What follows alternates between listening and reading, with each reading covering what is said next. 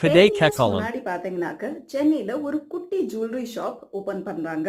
But இந்த jewellery shop நல்லா business pickup பண்ணுது. அதுக்கப்புறம் ஒரு இன்ஃப்ளூயன்ஷியலான உமன் வந்து கேட்குறாங்க, இந்த பிஸ்னஸை எங்களுக்கு கொடுத்துருங்க அப்படின்ட்டு. பட் ஹவெவர் அந்த கடையோட ஓனர் சொல்றாரு, no ways, I am not willing to sell my business to anybody. But அவங்க ரொம்ப இன்ஃப்ளூயன்ஷியல் அண்ட் பவர்ஃபுல்லாக இருந்ததுனால அந்த கடையை சாத்திர நிலைமைக்கு கொண்டு வந்துட்டாங்க. ஹவெவர் அவர் வந்து விடாமுயற்சியா இன்னைக்கு 10 years கழிச்சு பார்த்தீங்கன்னாக்க அகேன் ஆல் ஓவர் தமிழ்நாடு மோர் தென் 62 பிரான்ச்சஸ் வச்சிருக்காங்க. அண்ட் மோர் இன்ட்ரெஸ்டிங்லி சென்னையில கூட அவங்களோட ஒரு பிரான்ச் இருக்கு. இது எல்லாமே பண்ணது அவரோட சந்தான். அண்ட் இவங்க யாரு அப்படின்னு நீங்க யோசிச்சுட்டு இருக்கீங்கன்னா, it's none other than Thangamayil jewellery. ஆமாங்க.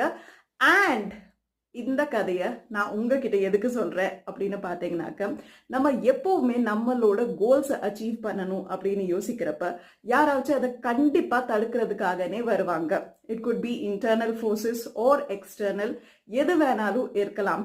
பட் நம்மளோட விஷன் அண்ட் கோல் கிளியராக இருந்தாக்க with determination we will definitely achieve our goal. So இந்த தமிழ் புத்தாண்டுக்கு உங்களோட கோல் என்னது அண்ட் நீங்கள் அதை எப்படி அச்சீவ் பண்ண போறீங்க அப்படின்னு கண்டிப்பாக யோசிங்க.